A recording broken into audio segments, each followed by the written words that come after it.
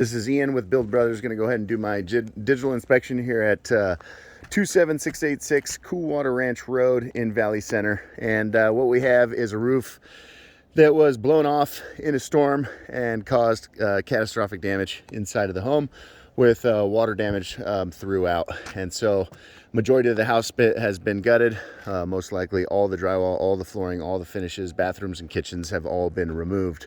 So I'm going to go ahead and do a digital inspection to give my opinion on what made the roof fail so badly. And we'll start here on the finished product. The house is approximately 2 years old, new construction, what would be considered a spec house. And when we inspect torch down roofing like this, we're going to look for any kind of granule loss or any kind of manufacturer defect, and we don't see any there. We're going to inspect the seams between the rolls, and what we want to see here is bleed out. Bleed out is when the asphalt product has melted together, creating a bond between the two different pieces of material. And for the most part, this roof is completely missing bleed out, and that tells us that there was not enough heat used during the application process to get a proper seal on this roof, unfortunately. If we come over here, we see this one course. That's what we want to see on every seam on this roof, and this is quite literally the only seam I'm able to find that proper bleed out.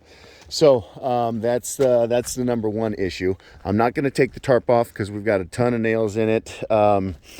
But we can see what we need to see without moving the tarp. So we've got a brand, Dibiton, and that is a very high quality product, modified bitumen torch down cap sheet. And so no evidence that the Dibiton failed or there was any kind of manufacturer defect. It was all installer error as far as I can tell. There is a layer of smooth around the perimeter, and that actually is a good sign.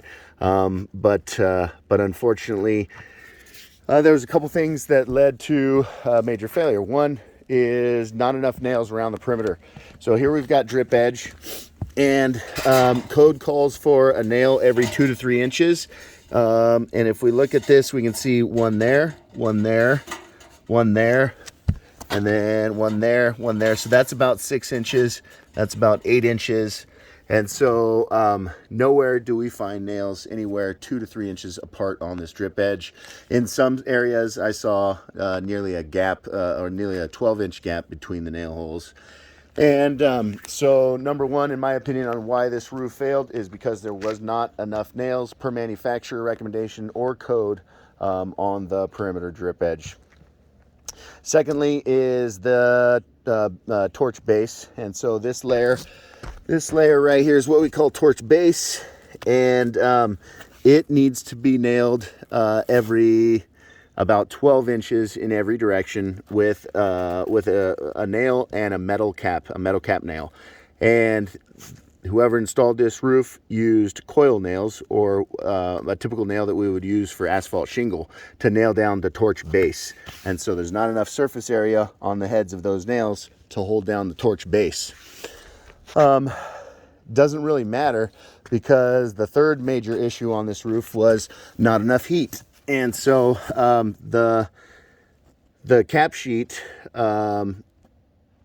you apply with a torch, you heat it up to the point where it's melting, and then it melts and bonds to the torch base.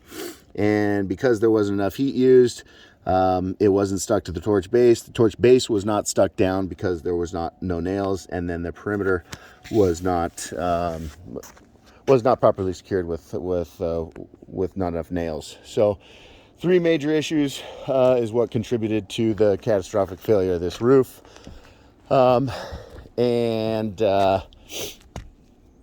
If we were to pull up all this plastic, we would see those coil nails still stuck in the roof sheathing that were used to nail down the torch base.